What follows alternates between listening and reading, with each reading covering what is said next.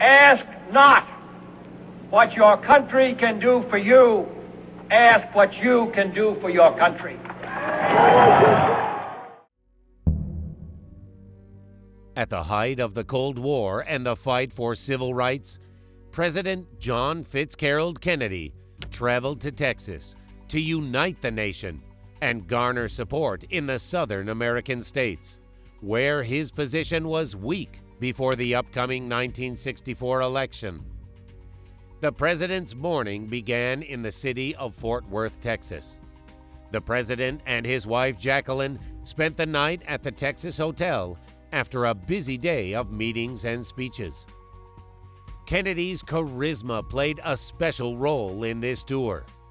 He knew how to attract attention and charm the audience. His wife, Jacqueline Kennedy, extremely popular among Americans, not only accompanied the president, but was also an important person in his campaign, enchanting people with her elegance and adding charm and warmth.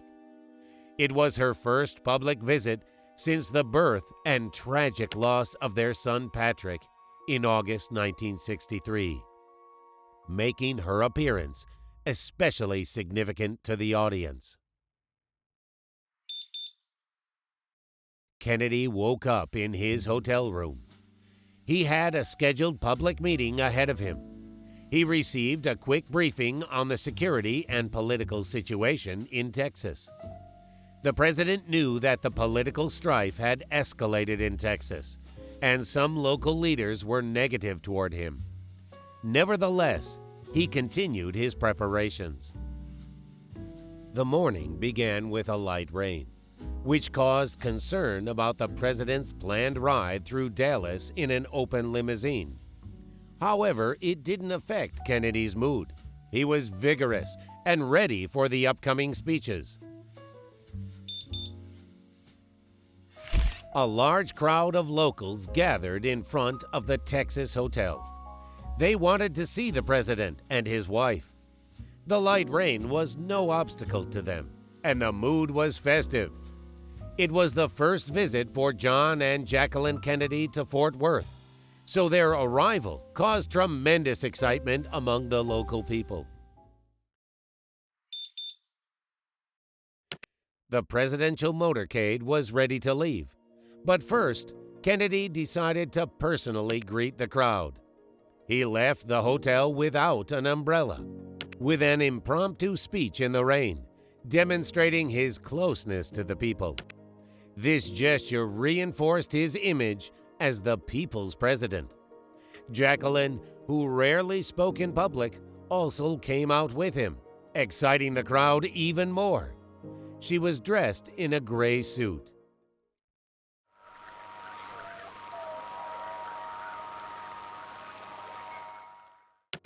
Kennedy gave a short speech to the locals.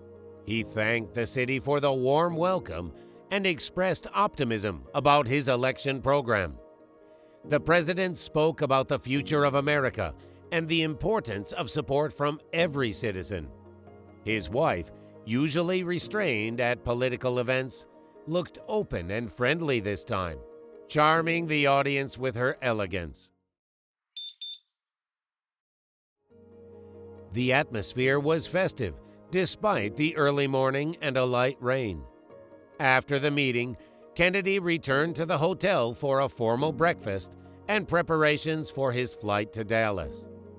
During breakfast, he addressed Fort Worth business leaders, speaking about national defense and the importance of a strong military.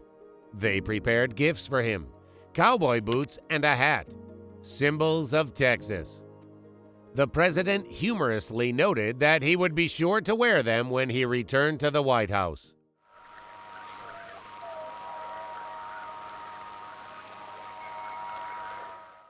All present had the feeling that this day would be an important step for his political career. After the events in Fort Worth, Kennedy and Jacqueline headed to Carswell Air Force Base to fly to Dallas. The president's motorcade arrived at Carswell Air Force Base in Fort Worth. The president and Jacqueline Kennedy boarded Air Force One for the short flight to Dallas, which was to take only about 13 minutes. The First Lady wore a pink Chanel suit that would later become a symbol of the tragedy. Vice President Lyndon Johnson and his wife Lady Bird Johnson were on a separate plane. During the flight, the president joked with his team and discussed details of the upcoming speech. Despite his high spirits, he was concerned about the tension in the state.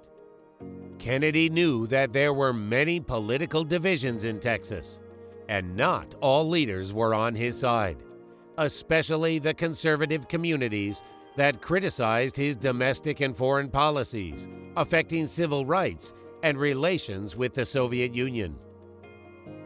The weather improved. The morning's rain stopped, and the skies began to clear. This change in weather conditions was fateful. The organizers decided that the limousine that would take the president through the streets of Dallas would be open. The ride was an opportunity for him to demonstrate his openness to the people and thus increase his ratings.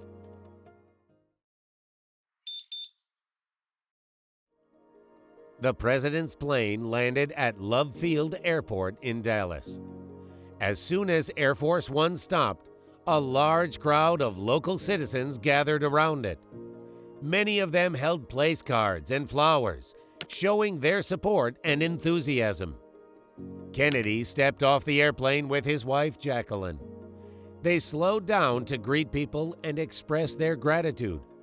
The president was in high spirits, and Jacqueline, despite some security concerns, had a bright smile and radiated positivity. There were officials among those who greeted the president, including Texas Governor John Connally and his wife Nellie. They were to accompany the president on a tour of the city. Connally was an important political figure, and his support was essential to Kennedy's visit. The motorcade was ready to leave for downtown Dallas. The president and Jacqueline got into a 1961 Lincoln Continental limousine modified for presidential use. Their escort consisted of several cars. Police motorcyclists rode up front, followed by the presidential car, and then cars with Secret Service and other officials.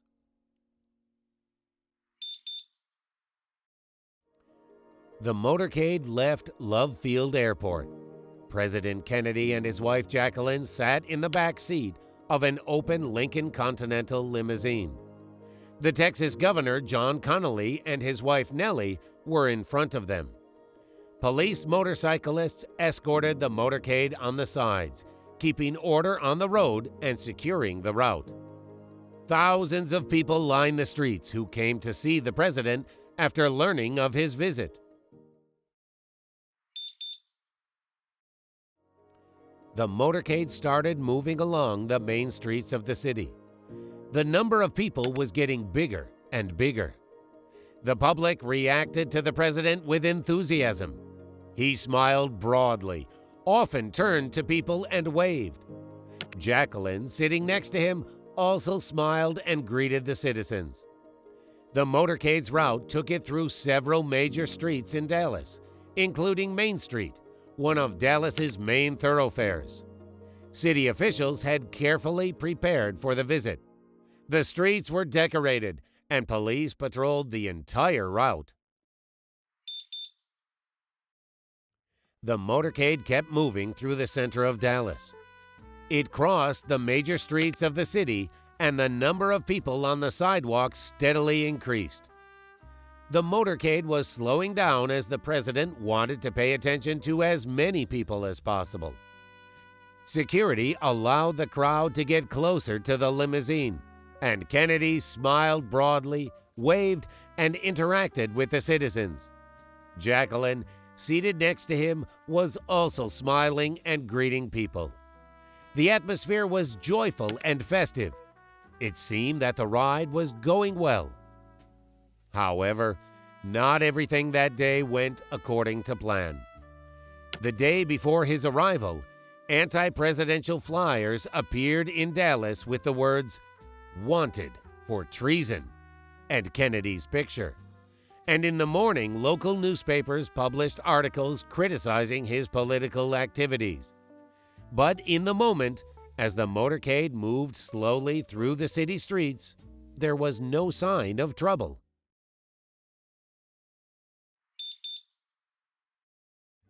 The presidential vehicle turned right onto Houston Street. After driving a short distance down Houston Street, the limousine made a sharp left turn onto Elm Street. This turn was about 120 degrees, causing the motorcade to slow down considerably.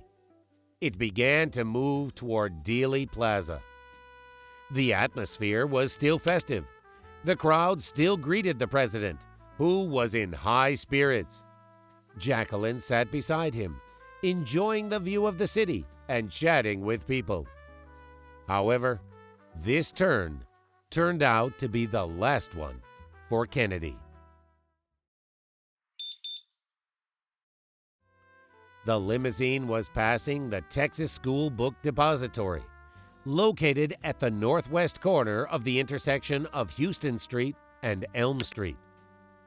President John and his wife Jacqueline were sitting in the back seat of the limousine with Texas Governor John Connally and his wife Nellie in front of them.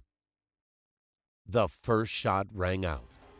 Many people in the crowd and among the reporters didn't immediately realize what had happened.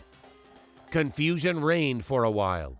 Some thought it was the sound of a flat tire or fireworks. President Kennedy didn't react to the first shot, and the limousine kept moving. The second shot wounded both President Kennedy and Governor Connally. The bullet traveled through Kennedy's neck, exited his throat, and continued on, wounding the governor in the back. The bullet wounded Connally's chest and his wrist and lodged in his thigh. President Kennedy suddenly grabbed his throat and began to lean forward. Jacqueline, noticing this, turned to him worriedly, and Connally cried out, "I've been shot!" The third shot proved fatal. The bullet struck Kennedy directly in the head, causing severe damage. Jacqueline, terrified, tried to help her husband, calling for help. In horror, Jacqueline tried to help her husband, seeking help. She was in shock. At first, she tried to support her husband's head, but when she saw the profuse bleeding and injury, she screamed in horror. Her pink Chanel suit was stained with blood. Secret Service agent Clint Hill jumped to the back of the car to protect the president and First Lady. He tried to cover them with his own body as the car sped down the road.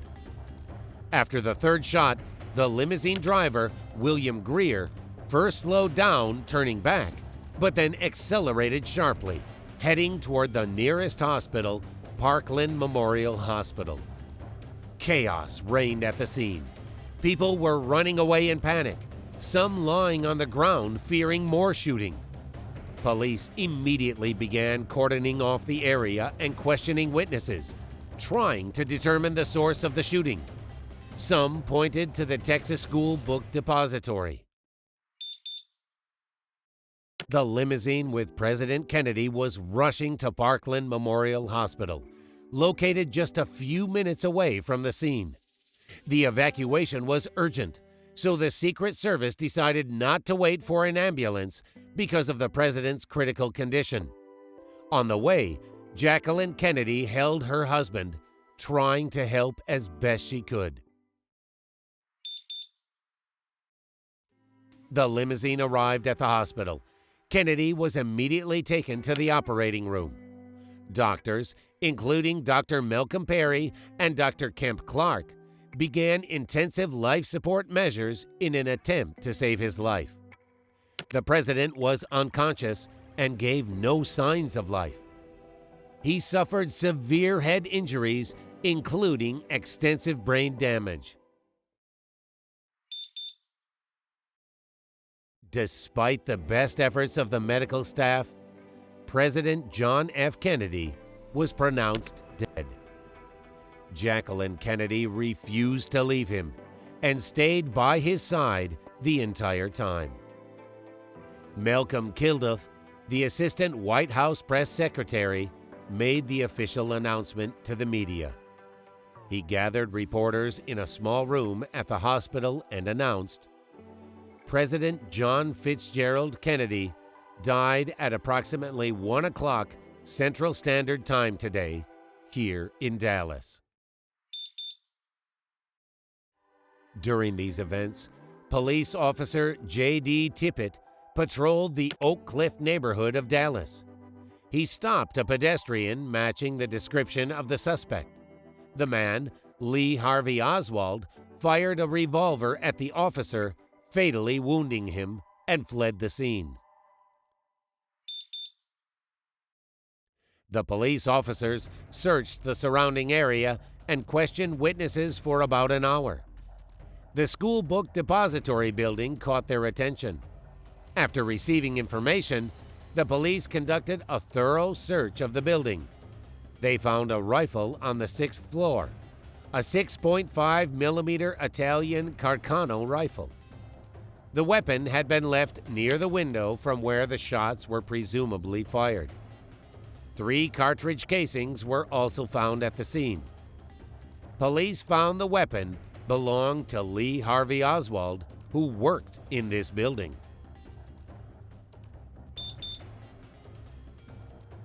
A short time later, Oswald ran into a Texas movie theater in the Oak Cliff neighborhood.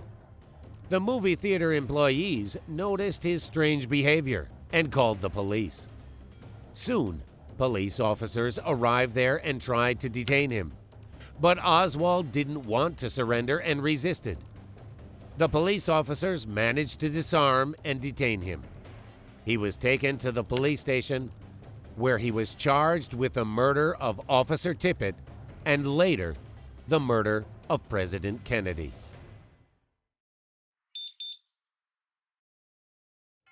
At 2:38 p.m., aboard Air Force One, Lyndon B. Johnson took the oath of office and became the 36th President of the United States of America. The ceremony was conducted by federal judge Sarah T. Hughes in the presence of about 30 people, including Jacqueline Kennedy, who stood nearby in her pink suit, stained with her husband's blood.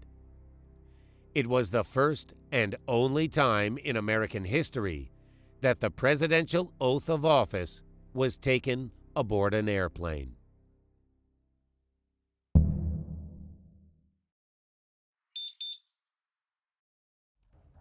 Two days later, the Dallas police decided to transfer Oswald from the city police station to the county jail.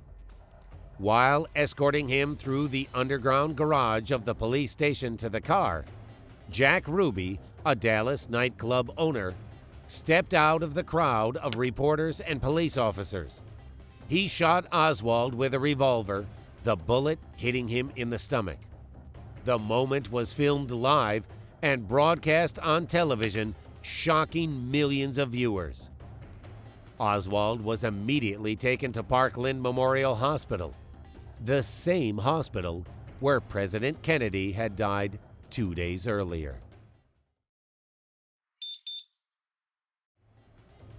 At 1:07 p.m., the murderer of the American president, Lee Harvey Oswald, was pronounced dead. His death raised many questions and spawned numerous conspiracy theories related to the assassination of the president, which are still being debated today.